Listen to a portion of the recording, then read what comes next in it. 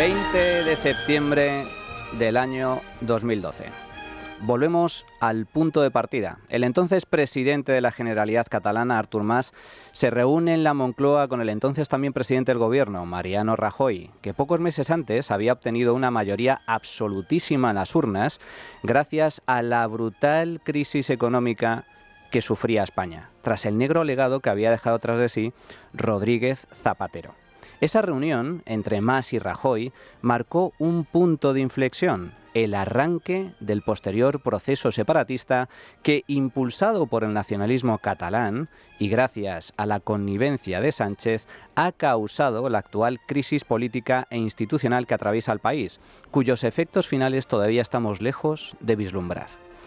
El objetivo, además, no era otro que exigir a Rajoy el ya famoso pacto fiscal para Cataluña, que no es otra cosa que el tercer fuero, es decir, el mismo sistema de financiación que disfrutan País Vasco y Navarra, cuyas haciendas forales recaudan todos los impuestos que se generan en sus respectivos territorios para cubrir el coste de todos los servicios públicos, al tiempo que pagan al Estado un cupo anual por las competencias no transferidas, como defensa o determinadas infraestructuras.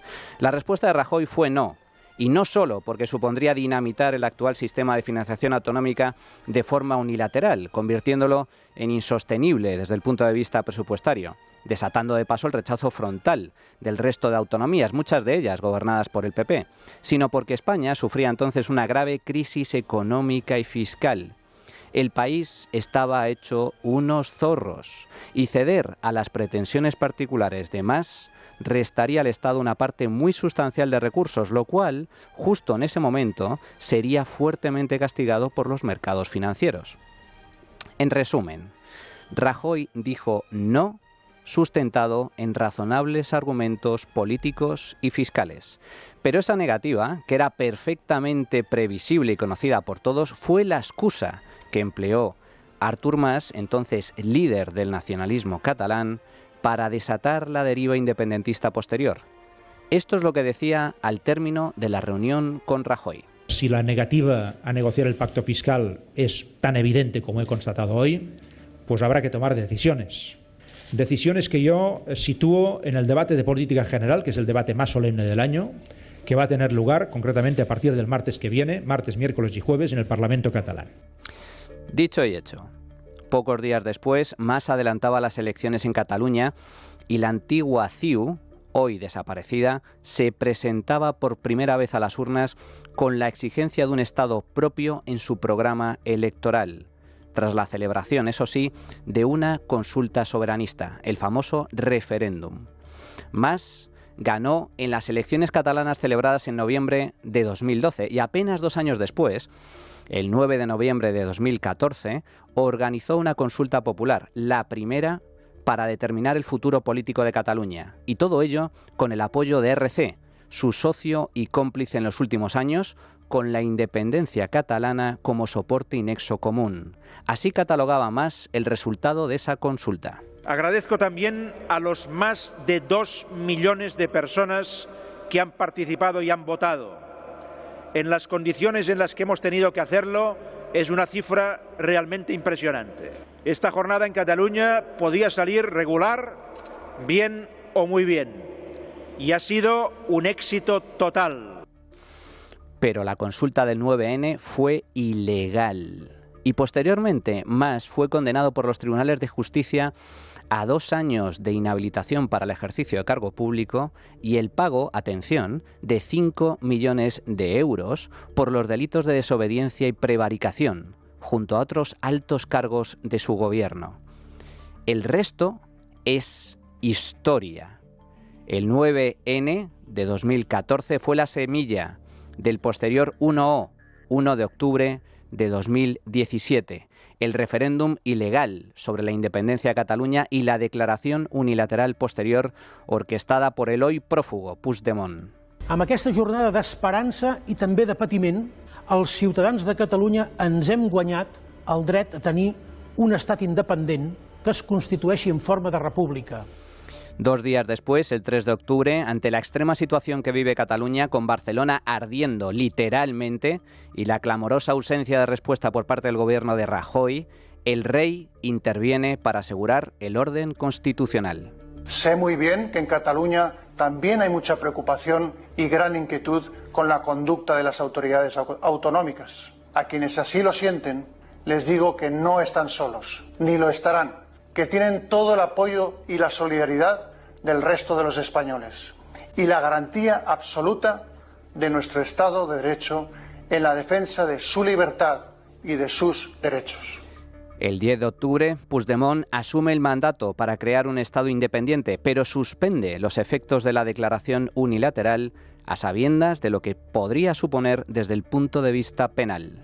Y con la misma solemnidad, el Gobierno y yo mismo proponemos que el Parlamento suspenda los efectos de la Declaración de Independencia, de manera que en las próximas semanas emprendamos un diálogo sin el que no es posible llegar a una solución acordada. El 21 de octubre, Rajoy anuncia la activación del artículo 155 de la Constitución para suspender la autonomía e intervenir la Generalidad. El Consejo de Ministros ha acordado esta mañana requerir formalmente al Gobierno de la Generalitat para que confirme si ha declarado la independencia de Cataluña al margen de la deliberada confusión creada sobre su entrada en vigor. Este requerimiento, previo a cualquiera de las medidas que el Gobierno puede adoptar al amparo del artículo 155 de nuestra Constitución, pretende ofrecer a los ciudadanos la claridad y la seguridad que requiere una cuestión de tanta importancia. Puigdemont está a un paso de convocar elecciones en Cataluña, pero se retracta en el último momento. Y finalmente, el 27 de octubre, el Parlamento regional, en ausencia de la oposición, declara la independencia de Cataluña. Carme Forcadell, presidenta entonces del Parlamento catalán. El Parlamento catalán ha aprobado la resolución para declarar la independencia. El Parlamento queda aprobada por 70 votos a favor, 10 en contra. Con 70 votos a favor, 10 en contra y 2 abstenciones. Ese mismo día, el Senado, con el apoyo también del PSOE, aprueba la aplicación del artículo 155 de la Constitución. Puigdemont es destituido de su cargo y huye del país escondido en el maletero de un coche rumbo a Bruselas. 30 de octubre, la Fiscalía General del Estado se querella contra Puigdemont y sus 13 consejeros por rebelión, sedición y malversación, y también contra Forcadell y 5 miembros de la mesa del Parlamento catalán que tramitaron la declaración de independencia. Ese mismo día, el Tribunal Constitucional suspende la declaración unilateral de independencia de Cataluña y poco después comienza el juicio del procés por el intento de golpe de Estado. 2 años más tarde, en octubre de 2019, el Tribunal Supremo impone condenas de hasta 13 años de cárcel a los líderes del procés y se aplican sanciones millonarias a los condenados por intentar revertir la democracia y el orden constitucional. Este largo y complejo y doloroso proceso dejó tras de sí varias lecciones muy valiosas. Lección número 1. Las consecuencias nefastas del populismo, en este caso nacionalista. El nacionalismo catalán aprovechó la histórica crisis financiera del año 2008 para 2 cosas muy concretas. En primer lugar, eludir su responsabilidad política echando balones fuera. La crisis y sus consecuencias, los recortes, no son culpa nuestra, decían. La culpa es de España. España nos roba. Y en segundo término, valerse de esa débil coyuntura para lograr su verdadero, único y final objetivo, que nunca ha sido otro que lograr la independencia de Cataluña. No en vano, Convergencia, el partido de Mas, abrazó el independentismo en su congreso de marzo del año 2012, cuando fijó como objetivo la consecución de un Estado catalán. Lección número 2. La cobardía e inacción de Rajoy. Si Mas llegó hasta donde llegó, fue gracias a Mariano Rajoy, que poco o nada hizo para frenar y evitar la posterior catástrofe política y social que se empeñó en impulsar el separatismo catalán. Rajoy fracasó estrepitosamente. Soraya fracasó estrepitosamente. El Partido Popular en su conjunto fracasó estrepitosamente. Porque pudiendo, no lograron parar la deriva suicida de Cataluña. Quizás no fueron cómplices, seguro que no fueron cómplices, pero desde luego sí agentes necesarios. Sin su pasividad el golpe hubiera sido imposible. Lección número 3. ¡Viva el rey! Repito. ¡Viva el rey! ¡Viva! ¡Viva España! ¡Viva! Fue la monarquía, no el gobierno, la que activó los resortes de la justicia y el Estado de Derecho para desactivar la independencia ilegal de Cataluña. Fue el rey, no los políticos, quien otorgó confianza y calma a los catalanes y al resto de españoles tras aseverar que se cumpliría la ley y la Constitución. Fue Felipe VI, no Mariano Rajoy, quien paró el golpe y restauró el imperio de la ley. Gracias, Majestad. Lección número 4. España demostró ser un Estado de Derecho y una democracia firme y sólida, pese a la inacción del gobierno. La justicia actuó, las instituciones funcionaron, la ley se impuso, la Constitución una vez más prevaleció, los tribunales sentenciaron, los culpables fueron condenados. Y lección número 5. Cataluña terminó recuperando la normalidad, aunque el precio a pagar fue enorme a todos los niveles, económico, político y social. El golpe separatista provocó, entre otras cosas, que miles de empresas huyeran de Cataluña. Destrucción de riqueza, destrucción de empleo, fuga de capitales, deterioro institucional, inseguridad jurídica, radicalización política, profunda división social, intolerancia, represión. En una palabra, declive, un intenso declive en todos los ámbitos. Y justo ahora que la amenaza independentista parecía haberse superado, tras la acción de la justicia y el restablecimiento del imperio de la ley, llega Pedro Sánchez, llega el PSOE, una de las grandes maldiciones de este país llamado España. Y como si de una mala pesadilla se tratara, la partida vuelve a empezar. Volvemos al punto de partida, al inicio, para repetir una vez más lo que nunca debió haber sucedido. Del no habrá indultos. ¿Qué sentido tiene que un político indulte a otro? Ninguno, absolutamente ninguno, y yo siento vergüenza de eso.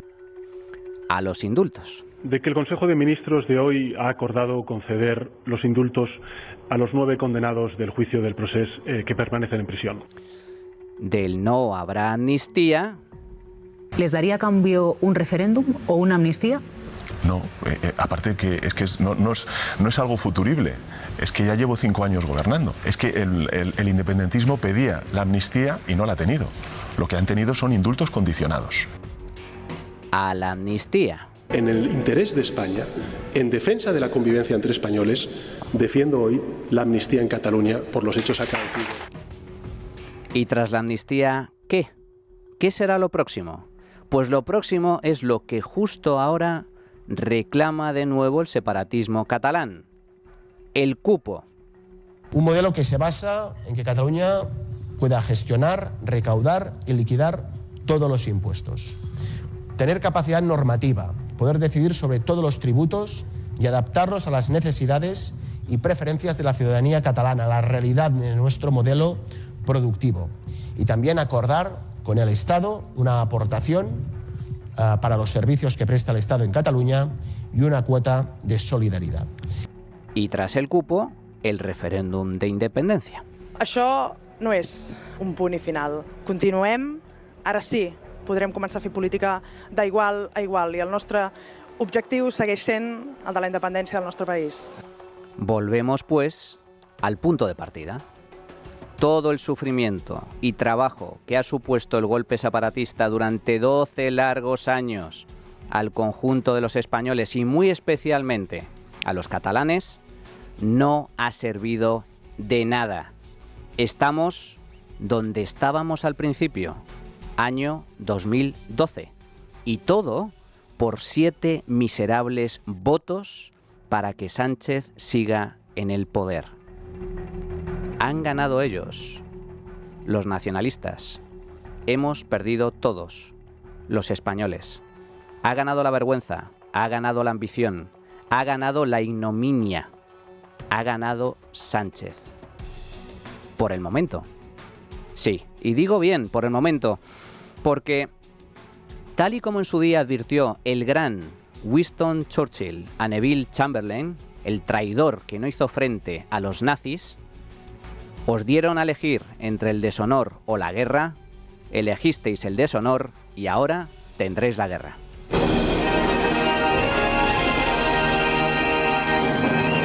La trinchera de llamas. Es Radio.